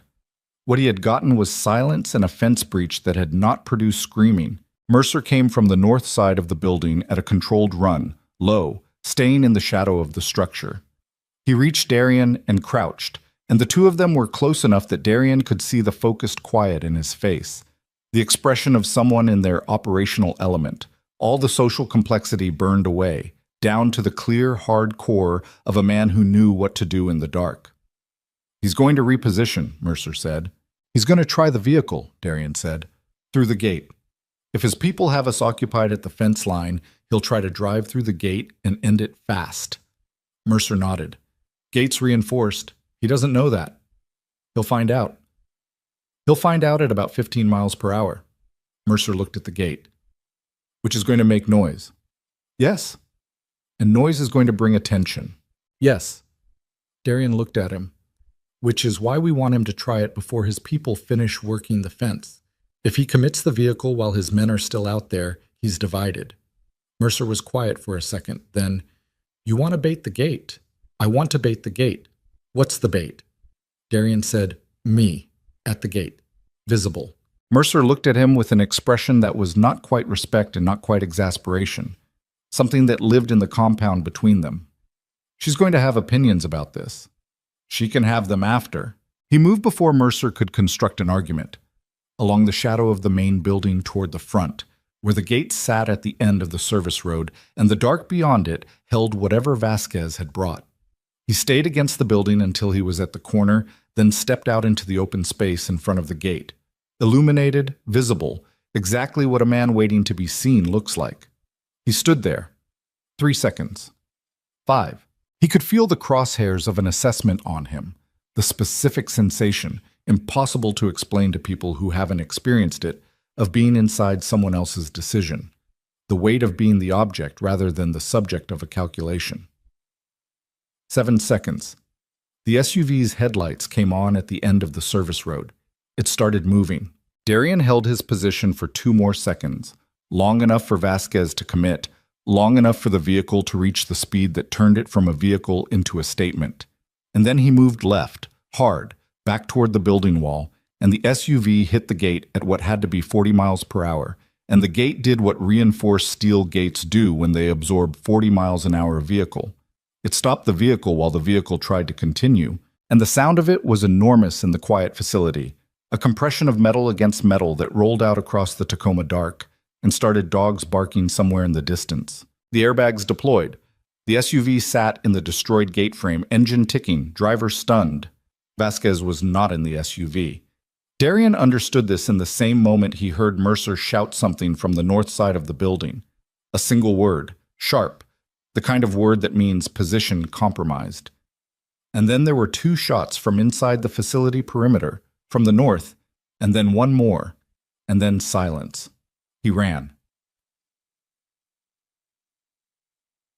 The north side of the facility was a concrete apron between the main building and the first outbuilding, a space used for equipment staging, lit now by the perimeter lights that had come on with the fence breach. In the middle of that concrete apron, 2 of Vasquez's men were down. Garrett was against the outbuilding wall with blood on his left arm, still standing, the weapon in his right hand. Mercer was at the corner of the main building and opposite him, with his back to the second outbuilding and a gun held in the careful way of someone who had been using guns since before it was legal for him to do so, was Emilio Vasquez. He was in his 60s, shorter than Darian had imagined, compact, with the coiled physical economy of a man who had survived a long time in situations that required efficient use of what he had. His face was the face of accumulated losses, a map of choices that had each seemed necessary at the time and had together built something that could not be simplified into either villainy or grievance but was, instead, just the specific weight of a life lived inside violence. He was looking at Darian, not at Mercer, not at Garrett, at Darian. "The gate was a good idea," Vasquez said. His voice was the same as the phone, even, carrying its original architecture underneath the English. I didn't expect you to stand there. It worked, Darian said. It worked. Vasquez looked at the two men on the ground. They were alive. Darian could see that, the specific immobility of men who had been stopped rather than ended. Marco Delgado, Vasquez said. You don't know that name? No. He was 29. Vasquez said it without performance. Just the fact, placed in the air between them. He was running his first independent operation, the Seattle shipment. When your people moved on the containers, he was with the product. He made a decision to defend it. He paused. It was a bad decision. He was 29, and it was a bad decision, and now he's dead, and his mother asks me every month what happened, and I have been telling her for 18 months that I am handling it. Darian stood in the lit concrete apron in Tacoma and looked at a man who had flown across the country to deliver a specific kind of accounting, and he felt the weight of what Vasquez had just placed in the space between them. Not the tactical weight of it that was already managed, the men down, the gate destroyed, crosses people 2 hours out, Vasquez's remaining operational capacity roughly zero. The other weight, the weight of Marco Delgado's mother asking a monthly question. I didn't know about him specifically, Darian said. I know. That doesn't change what happened. No, Vasquez said. It doesn't. He looked at Darian with the eyes of someone making a final assessment. You came to Seattle for a woman. Darian didn't answer. I watched you stand at that gate, Vasquez said. You stood there so I would commit the vehicle. You put yourself in front of it. A man doesn't do that for a business calculation. He looked at the gun in his own hand with the expression of someone reviewing a document they had already decided not to sign. Marco Delgado would have done something like that. He had that quality, the willingness to stand in the way of the thing. He was quiet for a moment. I miss him. The night held still around them. Rain had stopped. The facility lights hummed. Vasquez lowered the gun. He lowered it the way a man lowers something he has been carrying for a long time, slowly, with the full awareness of what the lowering costs, what it concedes, what it does not repair. He set it on the concrete apron and took 2 steps back from it. This doesn't finish the account, he said to Darian. I want you to understand that. What you owe for Marco Delgado doesn't disappear, but I'm not going to collect it this way.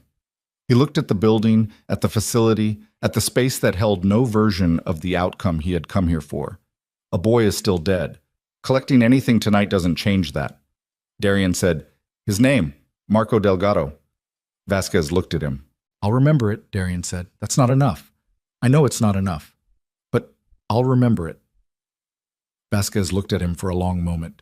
Then he turned and walked toward the destroyed gate, stepping through the warped frame, past the ruined SUV, out onto the service road into the dark. He walked the way Nyla had walked out of that restaurant 7 months ago, with direction, without looking back. Mercer let him go. Darian let him go. Garrett slid down the outbuilding wall and sat on the concrete with his back against it and held his arm and breathed, and one of Mercer's men came around the corner and crouched beside him with a first aid kit that had the well-used look of a kit that had been opened before. Darian stood in the middle of the apron. He became aware after a moment that his legs were shaking. Not visibly. He was controlling it. But the shaking was there, the physical system running its delayed invoice for the last 2 hours. His shoulder was a specific, insistent pain. His hand had bled through the wrapping. He was standing in a facility in Tacoma at what was probably 2 a.m, and the woman who had planned her disappearance for more than a year was somewhere in the main building behind him. He turned around. She was standing in the doorway. She had been there long enough to have seen Vasquez walk out. He could tell from her face, the way it carried the last few minutes, everything she had witnessed through that doorway processed and already being filed in the particular internal archive she kept. She was holding a bottle of water. She had found it somewhere in the facility, the way she found what was needed, the way she had always found what was needed. She walked across the concrete apron and held it out to him. He took it, drank. The water was cold and tasted like the container, and he had never been more grateful for anything. You let him walk, she said. Yes. He'll come back. Maybe. Or he won't. He came here to deliver something, and he delivered it. And going home empty is its own kind of end. Darian looked at the destroyed gate. He's 63 years old. He was going to lose this tonight regardless of how it went. I think he knew that. Nyla was quiet, looking at the gate. Marco Delgado, she said. You heard. I heard. 29, Darian said, running his first operation. I didn't know his name until tonight. She looked at him with those eyes, and he understood, without her saying it, without needing it said, that this was the thing. Not Vasquez, not the gate, not the parking structure or the stairwell or the 7 months since the anniversary dinner. The thing was this, that somewhere in the machinery of the life he had been running, a 29-year-old had made a bad decision and died for it, and Darian had not known his name, had never known his name, had never thought to know his name. The shaking in his legs got worse. He put a hand against the building wall. Sit down, Nyla said. I'm fine. You're not. Not a judgment, just accurate, the way she was always just accurate. Sit down, Darian. He sat down against the building wall next to a first aid kit and a wounded man and let the concrete take his weight and closed his eyes for a moment and felt 7 months and 7 years and the particular exhaustion of a man who has been running at speed for so long that stopping feels like a kind of falling. Nyla sat beside him, not close enough to touch, just beside. Present the way she had always been present, fully, without performance, without requiring anything from the moment except to occupy it honestly. They sat in the Tacoma dark and listened to Garrett breathing and the distant sound of what might have been sirens 2 miles away and the facility generators and nothing else. The documentation you gave Renner, Darian said. Yes. You gave him the minimum. She didn't answer immediately. He opened his eyes and looked at her profile, the long line of her, the way she sat with her back straight even now, even here, even after everything the last 2 hours had contained. Mercer told you, she said. Yes. He shouldn't have. He thought I needed to know. He was probably right. She looked at the sky above the facility, the particular dark of a northwest night with cloud cover and no stars. I could have given them everything. You know that. I had everything. 4 years of it. I know. And you want to know why I didn't? He was quiet. He had asked this in a dozen ways over the last months without having the words for the specific question, and now that the words were available, he found he wasn't certain he wanted the answer in the way he had believed he wanted it. He was afraid the answer would be small, practical, tactical, the calculation of a woman managing her exposure. He was afraid the answer would be large, something about who she was that made him understand, too late, what he had been living beside for 7 years without comprehending. You don't have to answer it, he said. I know I don't. She looked at him. I didn't give them everything because giving them everything would have been about destroying you. And even at the worst of it, even in the worst of the last year, I didn't want to destroy you. She said it the way she said the difficult things, which was the way she said everything, without flinching, without softening it into something easier to receive. I wanted to be free of you. That's different. The distinction landed precisely. Yes, he said. It is. I spent 7 years trying to be worth your attention, she said. I want you to understand that. Not complaining about it. I made choices. I stayed. I did the things I did because I believed in what we could have been. But I spent 7 years invisible inside a marriage to a man who was very good at seeing everything except the person in the room with him. She was not crying. Her voice was what it always was. And then I stopped. And leaving you with the minimum was the last thing I did for you. And I did it so I could stop. Not for you, for me. So that I could walk away clean and not be the person who dismantled you. You were protecting yourself, he said. I was protecting myself, she agreed. And maybe also the 7 years. Maybe also the things that were real in it. She looked back at the sky. Both can be true. He looked at his hands, the wrapped one, the blood on the other, the hands of a man who had built something and defended it and had not known, for most of the building and defending, what he was spending to do it or what the currency actually was. I'm going to dismantle some of it, he said. She looked at him. The organization. The parts that cost. I've been building towards something I stopped believing in 3 years ago and kept building anyway because it was what I knew how to do. He said it carefully, not because the words were hard to find, but because he wanted them to be accurate. Not all of it. I'm not going to pretend I'm going to become someone I'm not, but some of it needs to come down. Because of tonight, she said. Because of Marco Delgado, he said. Tonight was a symptom. The disease is older, She looked at him for a long moment. He couldn't read what was in her face, which was familiar. He had never been able to fully read her, and this had been his failure more than her opacity. She was not a closed person. She was a person who gave you what she gave you and trusted you to pay attention, and he had not paid attention. And now he was sitting against a wall in Tacoma at 2 a.m. trying to read a face he should have learned years ago. "I'm not coming back," she said. "I know. I need you to actually know that, not to hear it and file it as a temporary condition." She held his gaze without difficulty, the way she always held things that were difficult without looking like they were costing her. "Elena Ward has a life. It's a good life. It has things in it that I didn't know I needed because I spent 7 years not having them." "Mercer," Darian said, not an accusation, just placing the word in the conversation where it belonged. "Among other things," she didn't look away. "He sees me. I know how that sounds. But it's the only way I know how to say it. He asks questions, and then he listens to the answers, and then he asks the next question. That's not—" She stopped. "That's not a small thing."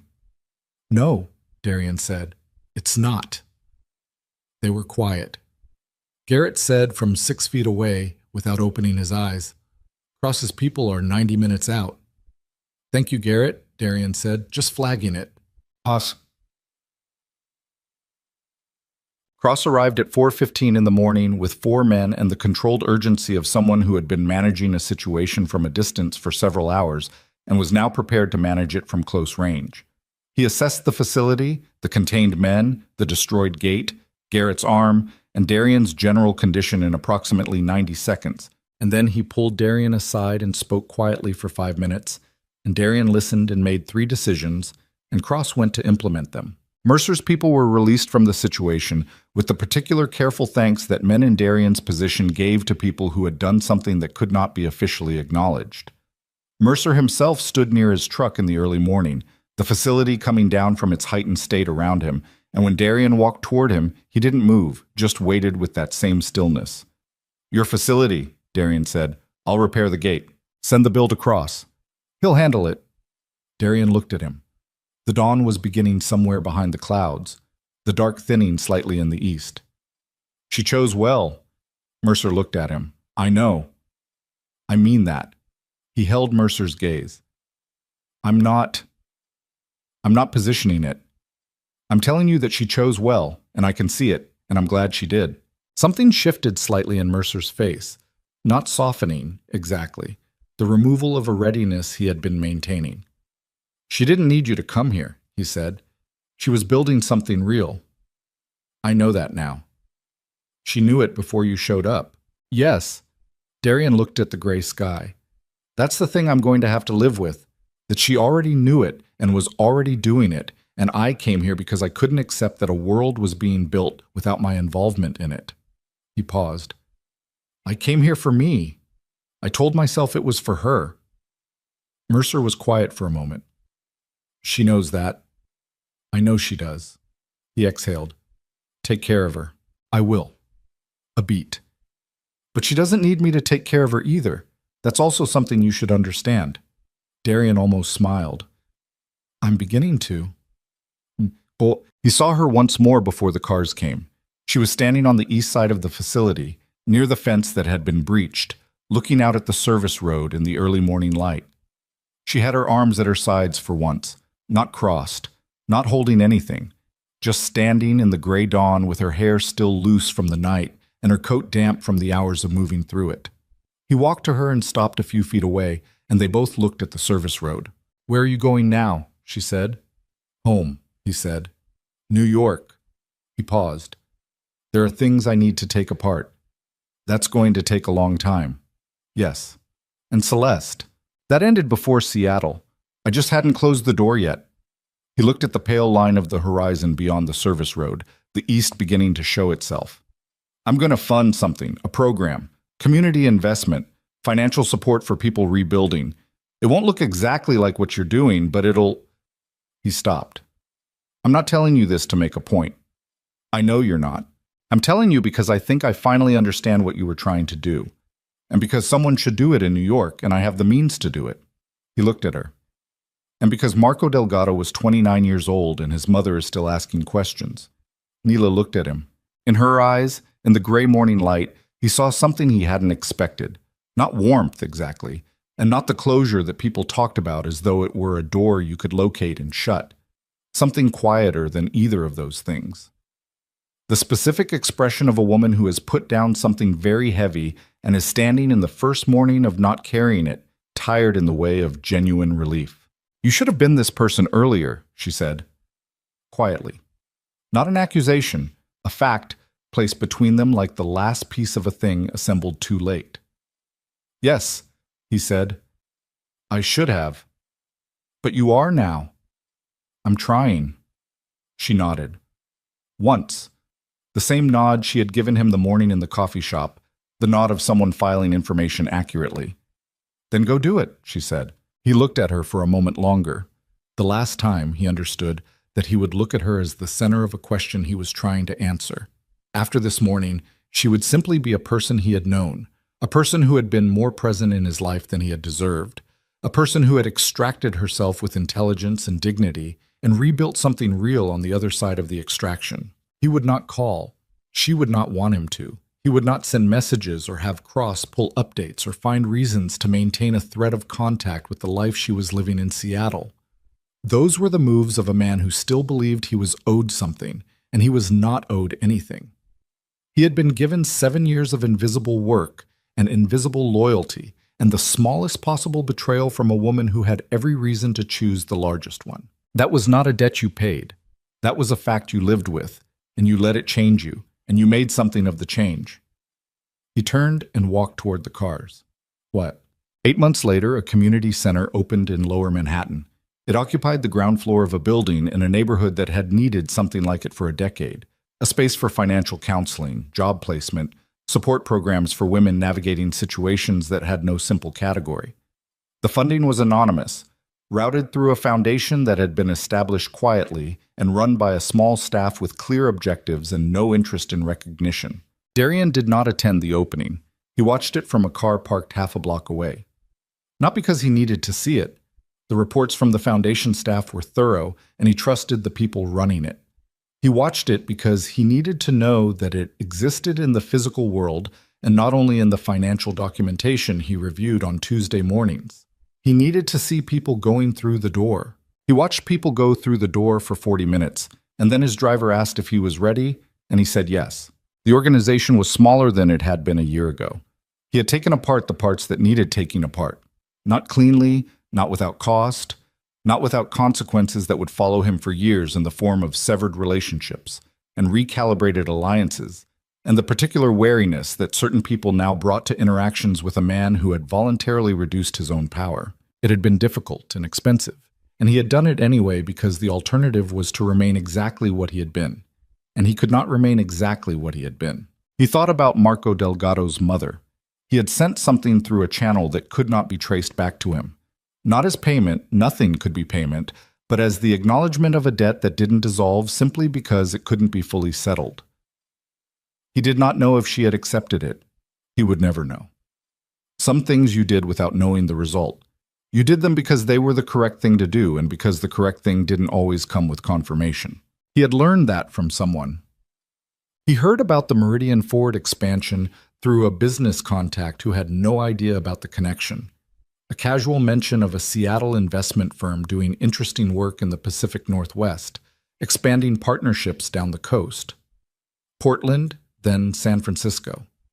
A network of organizations built on a specific model of support and community investment, gaining a reputation in the field for the quality of its work and the character of the people running it. He did not reach out. He did not send word through any channel. He let the news settle into the category of things that were good and that did not require his involvement to remain good.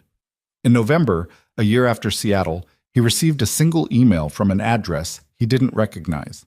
No subject line. One sentence in the body. I heard about the center. It's good work. No signature, no return address. The email account, when Cross looked into it at Darian's request, had been created and used once and then deleted. He read the sentence several times. He did not reply. There was nothing to reply to. It had been said and received, and that was the appropriate shape of it. He closed the email and put his phone in his pocket and walked to the window of his office and looked at the city he had spent 15 years building something inside, and he thought about all the people who had passed through the gravity of that something without his really seeing them. And he understood that the center in Lower Manhattan and the dismantled pieces of what had been, and Marco Delgado's name, remembered, were not redemption. Redemption was a word for stories that resolved into lightness. This resolved into responsibility, into the ongoing, unglamorous work of being different in specific ways on specific days, in the specific choices that came without announcement and required an answer. He had no illusions about himself. He was still the man he was, capable of the same calculations, the same coldness, the same willingness to move on things that others couldn't afford to move on. That didn't disappear. It didn't get replaced by something cleaner. But there was a name in him now that hadn't been there before. And there was an understanding of a smile given in a restaurant on a rainy October evening by a woman who had known, before the leather folder was opened, exactly what she was going to do. It wasn't heartbreak, that smile. He understood it now completely. It was the expression of a woman who had been carrying something for a very long time and had just set it down at last. It was freedom, worn on the face of someone who had paid the full price of it and considered the price worth paying. Darian Voss stood at his office window and looked at New York and let the understanding settle into him without trying to do anything with it. Some people are not meant to return. Some losses are the most honest things that ever happen to you. And some men, if they're fortunate, if they're paying attention for once in their lives, get the chance to become someone the people they lost wouldn't be ashamed of. He had that chance. He intended to use it. The city stretched out below him, indifferent and enormous and full of people building things and losing things and trying to understand the difference between what they wanted and what they had thrown away. And the morning came over it the way morning always came, without ceremony, without mercy, the light finding everything equally and asking nothing in return. Fade out. Fade.